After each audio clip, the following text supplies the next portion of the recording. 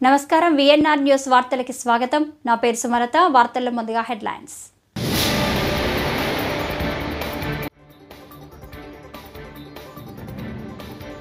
వాసవి కన్యకా పరమేశ్వరి అమ్మవారికి పట్టు వస్త్రాలు సమర్పించిన సీఎం చంద్రబాబు.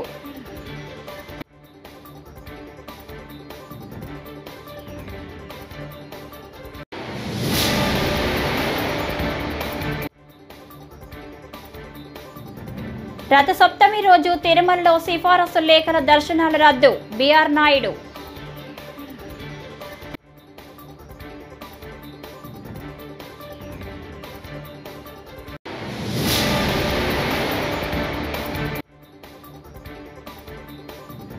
ఘనంగా ద్వారకా తిరుమలరావు పదవి విరమణ వీడ్కోలు. సర్వీసులో అనేక సవాళ్లను చూశానని వ్యాఖ్య.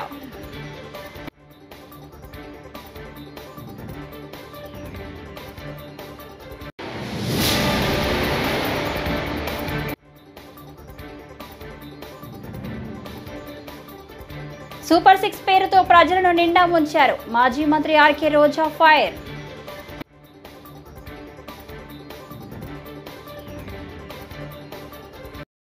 ఇక డీటెయిల్స్ చూస్తే పశ్చిమ గోదావరి జిల్లా పెనుగొండలో సీఎం చంద్రబాబు పర్యటించారు.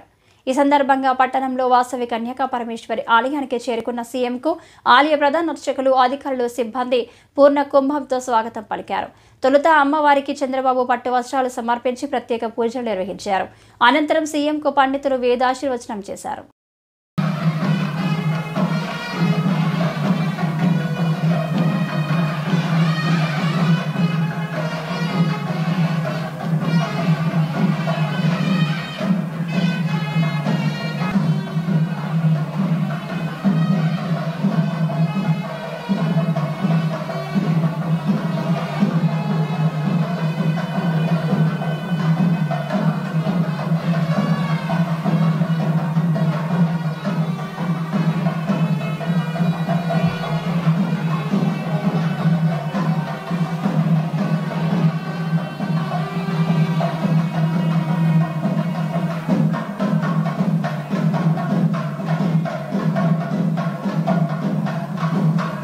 రెండు 2600 ఏళ్ల క్రితం ఈ తల్లి చరిత్ర అందరం కూడా ఒకసారి స్మరించుకోవాల్సిన అవసరం ఉంది.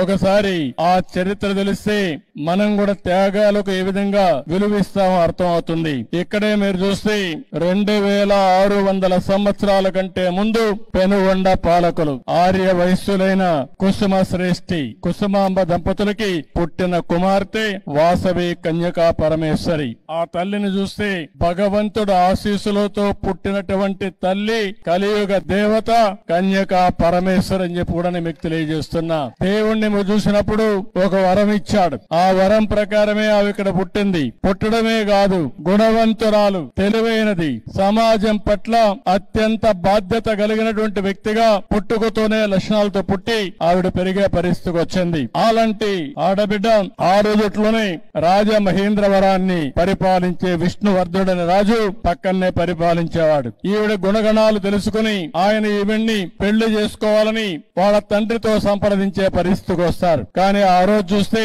714 మంది గోత్రీకులు కుసుమ శ్రేష్ఠి దీనిపైన అడగ్గా వాళ్లకు సంబంధించిన వ్యక్తులు 102 మంది గోత్రీకులు అంగీకరించలేదు. ఆవిడకి కూడా ఇష్టం లేదు. ఇష్టం లేనప్పుడు ఆవిడ పెళ్లికి నిరాకరించింది. దానిపైన తిరుమల రథసప్తమి నాడు తిరుమలలో శ్రీవారి దర్శనానికి విస్తృత ఏర్పాట్లు చేసినట్లు టీటీడీ చైర్మన్ బిఆర్ నాయుడు తెలిపారు.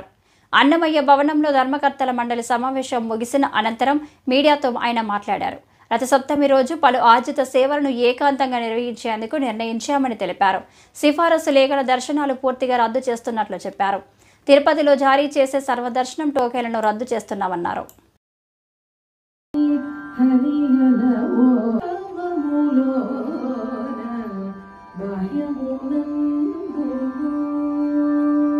4వ తారీఖు నాడు ఫిబ్రవరి 4వ తారీఖు 5:30 గంటల నుండి 8 గంటల వరకు సూర్యోదయం, 6:44 AM సూర్యప్రభ వాహనం, ఉదయం 9 గంటల నుంచి 10 గంటల వరకు చిన్న శేష వాహనం, ఉదయం 10 నుంచి మధ్యాహ్నం 12 వరకు గరుడ వాహనం, మధ్యాహ్నం 1 గంట నుంచి 2 గంటల వరకు హనుమంత వాహనం, మధ్యాహ్నం 2 నుంచి 3 గంటల వరకు చక్ర స్నానం, సాయంత్రం 4 నుండి 5 వరకు కల్పవృక్ష వాహనం, సాయంత్రం 6 నుండి 7 గంటల వరకు సర్వ ఉపాల వాహనం, రాత్రి 8 నుండి 9 గంటల వరకు చంద్రప్రభ వాహనం. ఈ విధంగా మలయప్ప స్వామి వారు ఊరేగింపు ఉంటుంది. దానికి అనుగుణంగా పలు సేవలు, ప్రివిలైజేషన్, దర్శనాలు ఇవన్నీ కూడా రద్దు చేయడం జరిగింది. ఇష్టదళపాద పద్మారాధన, కళ్యాణోత్సవం, ఉంజల సేవ, ఆర్జిత బ్రహ్మోత్సవం, సహస్ర ఉంజల దీపాలంకరణ సేవలు ఇవన్నీ కూడా రద్దు చేయడం జరుగుతుంది. ఎన్ఆర్ఐలు, చంటి బిడ్డల తల్లిదండ్రులు, సీనియర్ సిటిజన్లు, వికలాంగులు, ప్రివిలేజ్ దర్శనాలన్నీ కూడా రద్దు చేయడం జరిగింది. తిరుపతిలో ఫిబ్రవరి 3 నుంచి 5 వరకు స్లాటెడ్ సర్వదర్శనం టోకన్లు జారీ చేయడం కూడా రద్దు చేయడం జరిగింది. ప్రోటోకాల్ ప్రముఖులకు మినహా వివిధ బ్రేక్ దర్శనం. ఆంధ్రప్రదేశ్ డీజీపీ ద్వారకా తిరుమలరావు పదవి విరమణ వీడ్కోలు పెరేడ్ను ఘనంగా నిర్వహించారు. మంగళగిరిలో 6వ బెటాలియన్ మైదానంలో జరిగిన పెరేడ్కు రాష్ట్రంలోని ఐపీఎస్ అధికారులందరూ హాజరయ్యారు. ఈ సందర్భంగా ద్వారకా తిరుమలరావు పోలీసులు గౌరవ వందనం స్వీకరించారు. ఈ కార్యక్రమంలో ద్వారకా తిరుమలరావు ప్రసంగిస్తూ భావోద్వేగానికి గురయ్యారు. తన జీవితంలో ఇవి ఉద్విగ్న భరిత క్షణాలు అని అన్నారు. ఇకపై యూనిఫామ్ ఉండదంటేనే భావోద్వేగంగా ఉందని చెప్పారు. సర్వీసులో చేరినప్పటి నుంచి అనేక సవాళ్లను చూశానని తెలిపారు. సాంప్రదాయ పోలీసింగ్ నుంచి సాంకేతిక పోలీసింగ్ వైపు మారామని చెప్పారు. పోలీస్ సర్వీస్ నుంచి 35 సంవత్సరాలుగా సాగిన ప్రయాణం నా మదిలో ఎన్నో ఆలోచనలు, ఉద్విగ్న భరిత క్షణాలు. ఈ సర్వీసు, ఈ ప్రయాణం, ప్రస్థానానికి సంబంధించిన ఈ తాలూకు జ్ఞాపకాలు వెళ్తున్నాయి. ఈరోజు ఉదయం యూనిఫామ్ ధరిస్తుండగా అదొక ప్రత్యేక అనుభూతి. సర్వీస్ మొత్తం యూనిఫామ్డ్ అసైన్మెంట్లో లేనప్పటికీ దశాబ్దాలుగా శరీరాన్ని అంటుకొని ఉన్నటువంటి యూనిఫామ్ ఇక రేపటి నుంచి లేదు కదా అనే ఆలోచన, అది ప్రత్యేకమైన ఎమోషన్. బాధలను, సంతోషాలను ఇది ఒక ఎమోషన్. ఖచ్చితంగా సాటిస్ఫైయింగ్ అని అనగలను. ఈ సందర్భంగా మీరు అందించిన ఇన్ని సంవత్సరాలుగా అందించిన సహకారాన్ని జ్ఞప్తికి తెచ్చుకుంటూ, నా ఆలోచనలు, అనుభవాలు పంచుకుంటూ మీ అందరి దగ్గర సెలవు తీసుకునే ప్రయత్నం. 35 సంవత్సరాల క్రితం మసూరులో ఫౌండేషన్ కోర్సుతో ప్రారంభమైనటువంటి ప్రయాణం. ప్రత్యేకంగా గుర్తు చేసుకోవాల్సిన వ్యక్తి ఆ రోజు మా LBSNA మసూరి అకాడమీ డైరెక్టర్, మీ అందరికీ తెలిసినటువంటి వ్యక్తి సత్యానందన్ గారి ఫాదర్ యుగంధర్ IAS గారు, వారు మా డైరెక్టర్ అన్నట్టు. సర్దార్ వల్లభాయ్ పటేల్ నేషనల్ పోలీస్ అకాడమీలో బేసిక్ కోర్సు డైరెక్టర్ గారు. అనేక మంది గురువులు ఉన్నప్పటికీ మా పైన చెరగని ముద్ర వేసినటువంటి వ్యక్తి S. Ramakrishnan, deputy director BCS. ఎన్నికలకు మందుబాబు ష్యూరిటీ, భవిష్యత్ గ్యారంటీ అంటూ ఊదరగొట్టిన అధికారంలోకి వచ్చాక ప్రజలను చీటింగ్ చేశారని వైఎస్ఆర్సీపీ అధికార ప్రతినిధి మాజీ మంత్రి ఆర్కే రోజా మండిపడ్డారు. సంపద సృష్టించాక సూపర్ 6 అమలు చేస్తామని చంద్రబాబు చావు కబురు చల్లగా చెబుతున్నారని ఫైర్ అయ్యారు. సూపర్ 6 అమలు చేయకపోతే కాలర్ పట్టుకొని నిలదీయాలని లోకేష్ చెప్పారని, ఇప్పుడు ఏ కాలర్ పట్టుకోవాలని ఆమె నిలదీశారు. కూటమి ప్రభుత్వం అధికారంలోకి వచ్చాక ఫీజు రియంబర్స్మెంట్తో పాటు అన్ని పథకాలు ఆపేశారని విమర్శించారు. శుక్రవారం నగరిలోని తన క్యాంపు కార్యాలయంలో రోజా మీడియాతో మాట్లాడారు. డిగ్రీ, ఇంజనీరింగ్, పీజీ చదువుతున్న పేద మధ్య తరగతి విద్యార్థులకి కట్టాల్సిన 3,900 కోట్ల ఫీజు రియంబర్స్మెంట్, స్కాలర్షిప్ బకాయిలు ఇంతవరకు కట్టలేదు. సో 4 క్వార్టర్స్ కి సంబంధించిన ఈ ఫీజు బకాయిల్ని ప్రభుత్వం చెల్లించకపోతే ఆ పేద విద్యార్థులు చదువుకు దూరం కారా? మీకు ఈ విషయం అర్థం కావటం లేదా అని ప్రశ్నిస్తున్నాం. ఎందుకంటే ఈరోజు చంద్రబాబు నాయుడు గారు ముఖ్యమంత్రి అయిన రోజు నుంచి దాదాపుగా 7 నెలలు అవుతుంది. ఈ ఫీజు రియంబర్స్మెంట్ కోసం, వసతి దీవెన, విద్యా దీవెన కోసం ₹1 కూడా చెల్లించకపోవడం సిగ్గుచేటని కూడా ఈ సందర్భంగా తెలియజేసుకుంటున్నాం. ఎందుకంటే ఆనాడు వైఎస్ఆర్ గారు పెద్ద చదువులు ఉన్నవారికే కాదు, అర్హత ఉన్న ప్రతి పేద మధ్యతరగతి విద్యార్థికి అందించాలని గొప్ప మనసుతో ఈ ఫీజు రియంబర్స్మెంట్ తీసుకురావడం జరిగింది. దాన్ని జగన్మోహన్ రెడ్డి గారు తను అధికారంలో ఉన్న 5 సంవత్సరాలు సంపూర్ణంగా అమలు చేయడం మనం గమనించాం. కానీ ఈరోజు ప్రభుత్వం 3,900 కోట్ల ఈ ఫీజులు, స్కాలర్షిప్ల బకాయిల్ని ఆపేయటం ఎంతవరకు సమంజసమని నేను అడుగుతున్నా. ఎందుకంటే ఈరోజు మీరు చూస్తే విద్యా దీవెన కింద 2,800 కోట్లు, అలాగే వసతి దీవెన కింద 1100 కోట్లు అంటే దాదాపుగా 3900 కోట్లని బకాయిలు పెట్టడం వల్ల కొన్ని కాలేజెస్ లో విద్యార్థుల్ని క్లాసులకు రానివ్వట్లేదు. ఇటీవల కేంద్రం తెలుగు సీనియర్ హీరో బాలకృష్ణకు పద్మభూషణ్ అవార్డును ప్రకటించిన విషయం తెలిసిందే. ఈ సందర్భంగా బసవతారకం ఇండో అమెరికన్ క్యాన్సర్ ఆసుపత్రిలో బాలకృష్ణకు సన్మాన కార్యక్రమం నిర్వహించారు. ఆయన మాట్లాడుతూ చిత్ర పరిశ్రమలో 50 ఏళ్లు పూర్తి చేసుకోవడం, 3వ ఎమ్మెల్యేగా గెలుపొందడం చాలా ఆనందంగా ఉందని అన్నారు. కానీ పదవులు, అవార్డులను ఆశించి ఎప్పుడూ పనిచేయలేదని పేర్కొన్నారు. పద్మభూషణ్ వచ్చిన సందర్భంగా, అంటే పద్మభూషణ్ నన్ను వరించిన సందర్భంగా, ఎందుకంటే నేను ఎప్పుడు ఏమీ ఆశించను జీవితంలో, నా పనిని నేను చేసుకుంటూ వెళ్ళిపోతుంటాను. కాబట్టి పదవులకు నేను అలంకారం కానీ పదవులు నాకు ఇప్పుడు అలంకారం కాదు. ఏది నేను సాధించిన జీవితంలో ఇంకా ఎంతో చేయాలి అన్న ఒక స్ఫూర్తి ప్రదాత మా నాన్నగారు, విశ్వవిఖ్యాత నట సార్వభౌమ డాక్టర్ పద్మశ్రీ నందమూరి తారక రామారావు గారు.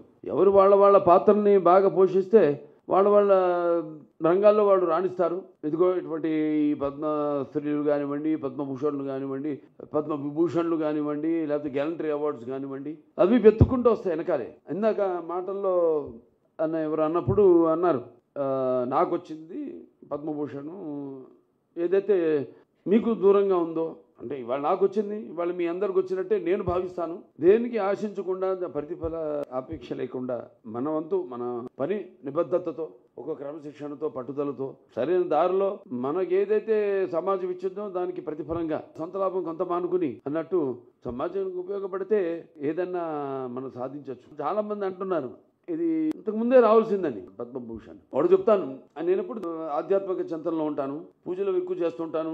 పూజ అంతవరకే, ఆ తర్వాత నా వృత్తి, నా ఆలోచనలు, అదే నాకు దైవం. అది యాదృచ్ఛికమో కాకతాళీయమో, నాన్నగారి 100వ జయంతి సందర్భంగా పూర్తయింది మొన్ననే. తర్వాత ఆయన 75 సంవత్సరాలు చలనచిత్ర పరిశ్రమకు అడుగిడిన సందర్భంగా మొదటి సినిమా మన దేశం విడుదలైంది. నేను 50 సంవత్సరాలు ఇండస్ట్రీలో పూర్తి చేసుకోవడం, అలాగే నేను 3వసారి మళ్ళీ ఎమ్మెల్యేగా హిందూపూర్ నుంచి గెలవడం, అలాగే సినిమా రంగంలో నా సినిమాలు 4 హిట్లు కావడం, అఖండ అయితేనేమి, వీరసింహారెడ్డి అయితేనేమి, నేలకొండ భగవంత్ కేసరి అయితేనేమి, ఇప్పుడు మొన్న రిలీజ్ అయిన డాకు మహారాజ్ అయితేనేమి. జగన్ పాలనలో రాష్ట్రం అప్పుల పాలు చేసింది మాజీ ముఖ్యమంత్రి జగన్మోహన్ రెడ్డి మార్చేశారని మాజీ ఎమ్మెల్యే ఎస్వీఎస్ వర్మ పేర్కొన్నారు.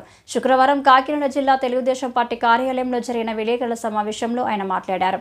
వైసీపీ ప్రభుత్వ హయాంలో 10 లక్షల కోట్ల అప్పు చేశారని, దానికి ఏడాదికి 71,000 కోట్ల అసలు, 1.40 లక్షల కోట్ల వడ్డీ చెల్లింపుల భారంతో ఆర్థిక వ్యవస్థ దివాలా తీసింది. మధ్యన ఒక తప్పుడు ప్రాపగండా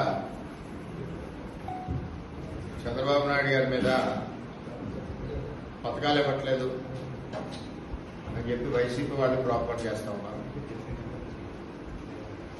చంద్రబాబు నాయుడు గారు రాష్ట్ర ఆర్థిక పరిస్థితి గురించి ప్రజలకు తెలియజేయడం జరిగింది. జగన్మోహన్ రెడ్డి టైంలో ఆర్థిక పరిస్థితి ఘోరాతి ఘోరంగా, అసలు లెక్కాపత్రం లేకుండా, మరి ఈ ప్రాజెక్టులో ఇరిగేషన్ నుంచి ఇంకో చోట నుండి ఇక్కడికి ఎక్కడ కూడా సిస్టమ్ లేకుండా, ఈ రాష్ట్రాన్ని కనీసం అప్పు కూడా పుట్టకుండా, ఎఫ్ఆర్బిఎం సపోర్ట్ కూడా లేకుండా జగన్మోహన్ రెడ్డి రాష్ట్రాన్ని పరిపాలించిన విధానాన్ని మరి 4 నెలలు కూడా అకౌంట్స్ వెతకడం కూడా కష్టమే. ఒక్కసారి చూస్తే చంద్రబాబు నాయుడు గారికి గుండాగినంత పని. దాంట్లో భాగంగానే ప్రజలకి ఆంధ్రప్రదేశ్ రాష్ట్రం యొక్క ఆర్థిక పరిస్థితిని జగన్మోహన్ రెడ్డి ఏ విధంగా సర్వనాశనం చేసి అప్పచెప్పాడు అన్నది తెలియజేశారు చంద్రబాబు నాయుడు గారు. అది నిజంగా మెచ్చుకోవాల్సిన విషయం. ఒక రాష్ట్రానికి ముఖ్యమంత్రి చెప్పవలసిన ఆవశ్యకత ఉంది. అప్పులు 10 లక్షల కోట్లు చేశాడు జగన్మోహన్ రెడ్డి. ఓన్లీ వడ్డీలే 71,000 కోట్లు కట్టాలి సంవత్సరానికి. ప్రజాపయోగ రాజధాని నిర్మాణం జరగాలని సిపిఎం పార్టీ రాష్ట్ర నాయకులు వై నేతాజీ డిమాండ్ చేశారు. సిపిఎం పార్టీ రాష్ట్ర మహాసభలను జయప్రదం కోరుతూ రాజధాని ప్రాంతంలో ప్రారంభమైన సిపిఎం ప్రచార జాథా శుక్రవారం బాపట్ల చేరుకుంది. ఈ సందర్భంగా నేతాజీ మాట్లాడుతూ రాజధాని నిర్మాణానికి కేంద్ర ప్రభుత్వమే నిధులు ఇవ్వాలని, బాపట్ల మెడికల్ కాలేజీ పనులు వెంటనే ప్రారంభించాలని డిమాండ్ చేశారు. పెట్టుబడిదారుడు ఆయన ఆ స్టీల్ ప్లాంట్కి ఇనప ఖనిజం ఇవ్వాలి అని చెప్పేసి చంద్రబాబు నాయుడు రికమెండేషన్ చేశారు, కేంద్ర ప్రభుత్వం ఆమోదించేసింది. నిజంగా విశాఖ స్టీల్ ప్లాంట్ పట్ల ఈ ప్రభుత్వానికి చిత్తశుద్ధి ఉందా అనేటువంటిది ఈ ఘటన బట్టి రుజువు అవుతా ఉన్నటువంటి పరిస్థితి.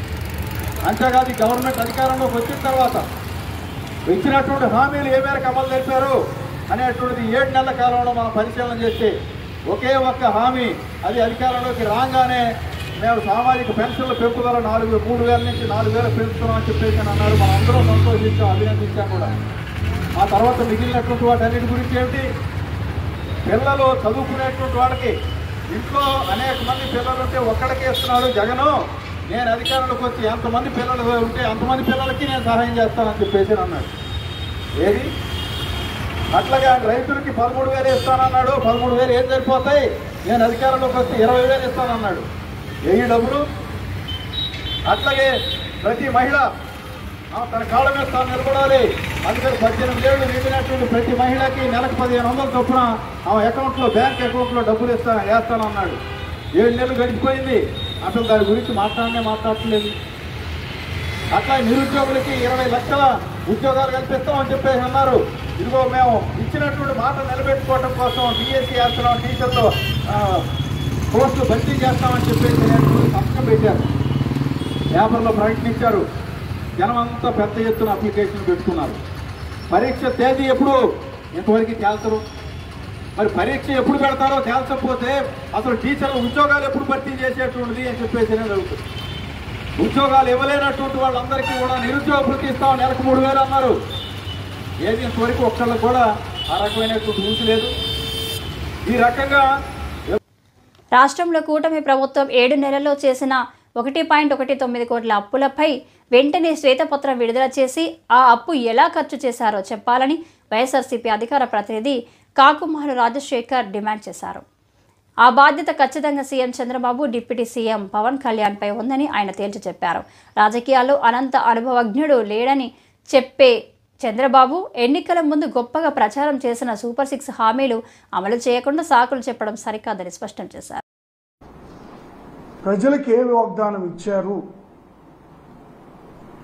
ఇచ్చినటువంటి వాగ్దానాలను ఏ మేరకు నెరవేర్చారు అనేటువంటి విషయాన్ని ఒక్కసారి ఈ కూటమి మరి ఆలోచన చేయాలని నేను కోరుతా ఉన్నాను. అంటే దాదాపుగా 8 నెలలు 9 నెలల కాలం అంటే ఆషామాష కాదు, సామాన్యమైన విషయం కాదు. ఈ కాలంలో ప్రజలకు ఏమి చేశాము, ఏ మేలు చేశాము, ఏ మేరకు మేలు చేశాము అనేటువంటి విషయాన్ని ఒక్కసారి కానీ గమనిస్తే ప్రజలకు ఒరిగిందేమి లేదు. మరి అదేవిధంగా ఏమీ జరగలేదు, ఏమి ఒరగలేదంటే గుండు సున్నా ప్రజలకు వీళ్ళు చేసినటువంటిది. ఈ చంద్రబాబు నాయుడు గారికి ఇదేం కొత్త విషయం కాదు. చంద్రబాబు నాయుడు గారికి చాలా క్లారిటీ ఉంది. ఎందుకంటే దాదాపు మరి ఇది 4వసారి ముఖ్యమంత్రిగా ఉన్నటువంటి పరిస్థితులు ఉన్నాయి. ప్రతిసారి కూడా ఇచ్చిన హామీలు నెరవేర్చకుండా ప్రజలకు ఏదైతే మేనిఫెస్టోలో పెట్టారో అవి నెరవేర్చకుండా ఉండడం అనేటువంటిది మేనిఫెస్టోని లైలా కుటుంబంతో చూడగలిగే మంచి కామెడీ సినిమా అని నటుడు విశ్వక్ సేన్ అన్నారు. శుక్రవారం వీఐపీ ప్రారంభ విరామ దర్శన సమయంలో ఆయన తిరుమల శ్రీవారిని దర్శించుకున్నారు. తీతిదే అధికారులు ఆయనకు స్వాగతం పలికి దర్శన ఏర్పాట్లు చేశారు. అనంతరం మీడియాతో మాట్లాడిన విశ్వక్, లైలా చిత్రం ఫిబ్రవరి 14న విడుదల కానున్న సందర్భంగా శ్రీవారిని దర్శించుకున్నట్లు తెలిపారు.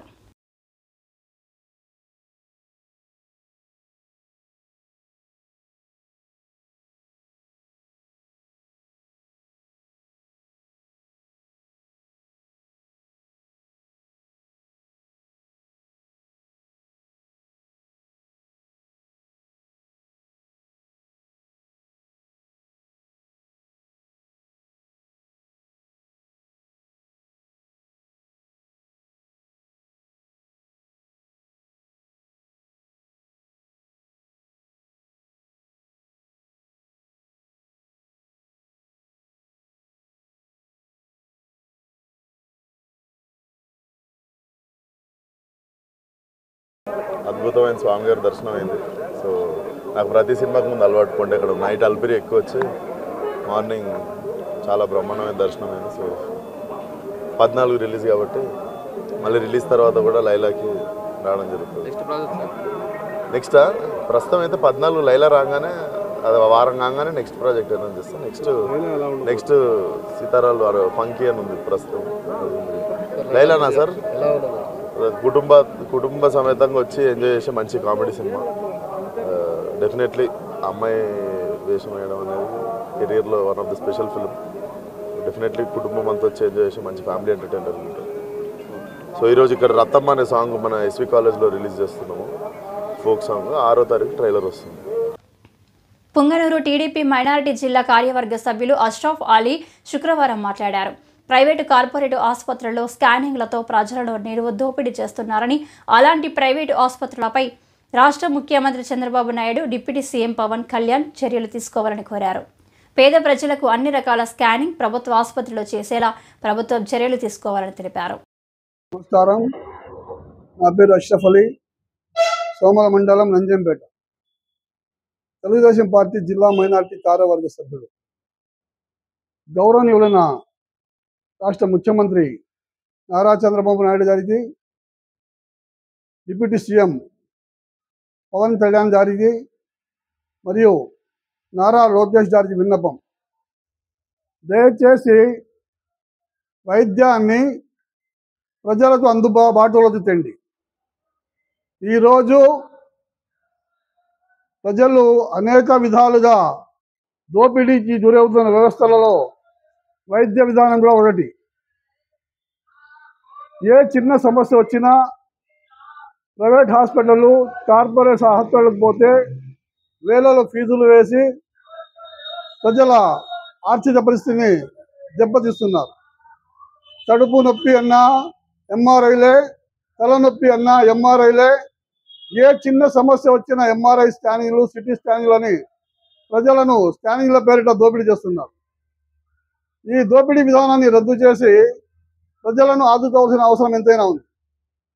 ఉదాహరణ ఏమంటే, ఈ మధ్యలో మీడియా మదనపల్లి గవర్నమెంట్ హాస్పిటల్లో స్కాన్ సెంటర్లకు పంపిన డాక్టర్లకు నగదు రూపంలో పంపిన కవర్లను బట్టబయలు చేసింది. కాబట్టి ప్రభుత్వ ఆసుపత్రుల్లో ప్రభుత్వము సత్వర చర్యలు తీసుకొని ప్రజలకు కావలసిన అన్ని రకములైన స్కానింగ్లు, ఎంఆర్ఐ స్కానింగ్లు. టీటీడీలో ఉద్యోగ నియామకాల నోటిఫికేషన్ ద్వారా ఎన్డీఏ కూటమి మార్క్ పరిపాలనకు శ్రీకారం చుట్టాలని టీటీడీ ఉన్నతాధికారులకు, రాష్ట్ర ప్రభుత్వంలోని ఎన్డీఏ కూటమి పెద్దలకు బీజేపీ నేత నవీన్ కుమార్ రెడ్డి విజ్ఞప్తి చేశారు. గురువారం తిరుపతిలో ఆయన మాట్లాడుతూ శ్రీవారి దర్శనానికి వచ్చే భక్తుల సంఖ్య రోజుకు గణనీయంగా పెరుగుతుందని, రాష్ట్రంలో ఎన్డీఏ కూటమి అధికారంలోకి వచ్చిన తర్వాత ఏర్పడినటువంటి తిరుమల తిరుపతి దేవస్థానం నూతన పాలక మండలి చైర్మన్ సభ్యులంతా కూడా సామాన్య భక్తులకి శ్రీవారి దర్శనాన్ని కల్పించడంలో, అన్నప్రసాదాలలో, అదేవిధంగా అధికారుల సహకారంతో అనూహ్యమైనటువంటి నిర్ణయాలు తీసుకొని ఈరోజు స్వామివారి ప్రసాదం అద్భుతంగా భక్తులకు అందిస్తున్నారండి. దానితో పాటు టీటీడీ బోర్డుకి నేను ఒక స్థానికుడిగా, బీజేపీ నాయకుడిగా సూచన చేస్తున్నా, విజ్ఞప్తి చేస్తున్నా. టీటీడీ ఉద్యోగ నియామకాల నోటిఫికేషన్ పై కూడా దృష్టి పెట్టండి. ఎందుకంటే తిరుమల శ్రీవారి దర్శనానికి వచ్చే భక్తుల సంఖ్య రోజుకి గణనీయంగా పెరుగుతోంది. దానికి తగ్గట్టుగా తిరుమల తిరుపతి దేవస్థానంలో రెగ్యులర్ ఉద్యోగస్తుల సంఖ్య గణనీయంగా తగ్గిపోతోంది. మనం డేటా చూసినట్లయితే తిరుమల తిరుపతి దేవస్థానం డేటా మొదటలో వాళ్ళు ఇచ్చినటువంటి దీని ప్రకారం ఏదైతే శాంక్షన్డ్ పోస్టులు ఉన్నాయో అవి రెగ్యులర్ ఎంప్లాయీస్ 14,923 మంది ఉండాలండి. దానికి ఈరోజు చూస్తే 6,553 మంది మాత్రమే పనిచేస్తున్నారు. అంటే సగానికి సగం తగ్గిపోయింది. అదేవిధంగా అవుట్ సోర్సింగ్ టీటీడీలో రెగ్యులర్తో పాటు out sourcing staff Sri Lakshmi Srinivasa manpower అని చెప్పని దాని కింద పనిచేస్తున్నారు 4,250 మంది. స్విమ్స్లో 1,750 మంది పనిచేస్తున్నారు. సొసైటీల ద్వారా 2,400 మంది, ఏజెన్సీల ద్వారా 79 మంది, డైరెక్ట్ కాంట్రాక్ట్ స్టాఫ్ వచ్చి 719 మంది, కళ్యాణ కట్టలో 850 మంది, అదేవిధంగా ఆరోగ్య శాఖ శానిటరీ వర్కర్స్ 2,200 మంది, అదేవిధంగా ఎఫ్ఎంఎస్ కాంట్రాక్ట్ ద్వారా 3,600 మంది ఈఎంటీఎస్ స్టాఫ్, ఎస్పీఎఫ్ స్టాఫ్ డిపార్ట్మెంట్ వీళ్ళంతా కలుసుకుంటే మొత్తం రెగ్యులర్ ఎంప్లాయీస్తో కలిసి 23,000 మంది. రాష్ట్ర ప్రభుత్వం నూతనంగా ప్రవేశపెట్టిన వాట్సాప్ గవర్నమెంట్ విధానాన్ని ఏలూరు జిల్లా తెలుగు మహిళా ప్రధాన కార్యదర్శి ఉన్నమట్ల సునీత స్వాగతించారు. ఈ సందర్భంగా గడపవరంలో ఆమె శుక్రవారం మాట్లాడారు. ఒక బటన్ నొక్కితే ప్రభుత్వమే మన చేతిలోకి వచ్చేలాగా తండ్రికి తగ్గ తనయుడిలా గొప్ప ఆలోచన చేసిన లోకేష్ అన్నకు వాట్సాప్ హ్యాట్సప్ అని చెప్పారు. అందరికీ నమస్కారం. వాట్సాప్ గవర్నెన్స్ ప్రపంచంలో ఇప్పటి వరకు ఎక్కడా లేనటువంటి విధంగా ఏ ప్రభుత్వము చెయ్యని పని బటన్ నొక్కితే ప్రభుత్వమే మన దగ్గరికి వచ్చే విధంగా ఈరోజు వాట్సాప్ గవర్నెన్స్ని ప్రారంభించారు మన నారా లోకేష్ గారు. ఆయన యువగళం పాదయాత్ర చేస్తూ ప్రజలు కష్టాలు వింటూ కన్నీళ్లు తుడుస్తూ సాగిన ఆనాటి పాదయాత్రలో జగన్మోహన్ రెడ్డి అరాచక పాలనలో ప్రజలు ఏ చిన్న సర్టిఫికేట్ కావాలన్నా ప్రభుత్వ కార్యాలయాల చుట్టూ కాళ్ళు అరిగేలాగా తిరగటం చూసిన ఆయన దీనికి ఒక శాశ్వత పరిష్కారం కావాలని ఆ రోజు ఆయన చేసిన ఆలోచన, ఆయన మదిలో మెదిలిన ఆలోచనే ఇది. బటన్ నొక్కితే ఫుడ్ వస్తుంది, బటన్ నొక్కితే ట్యాక్సీ వస్తుంది, బటన్ నొక్కితే సినిమా టికెట్లు వస్తున్నాయి, బటన్ నొక్కితే ప్రభుత్వం ఎందుకు రాదు అని ఆలోచన చేసి దీన్ని ఒక ఛాలెంజ్గా తీసుకొని ఈరోజు మన ప్రభుత్వం అధికారంలోకి వచ్చి 8 నెలలు తిరగకుండానే ప్రభుత్వమే మన చేతిలోకి వచ్చే విధంగా ఈరోజు వాట్సాప్ గవర్నెన్స్ని ఇచ్చిన హామీని నెరవేరుస్తూ ఈ కార్యక్రమానికి శ్రీకారం చుట్టారు నారా లోకేష్ గారు. ఇది ప్రజాప్రభుత్వం, ప్రజల చేతిలోనే పాలన ఉండాలనేది మన లోకేష్ గారి ఉద్దేశం. 9552300009 ఈ వాట్సాప్ నెంబర్ ద్వారా ప్రభుత్వం యొక్క 36 డిపార్ట్మెంట్లని ఇంటిగ్రేట్ చేస్తూ మొదటి విడతలో 161 సేవల్ని ఈరోజు వాట్సాప్. ఈ వార్తలు ఇంతటితో సమాప్తం. నమస్కారం.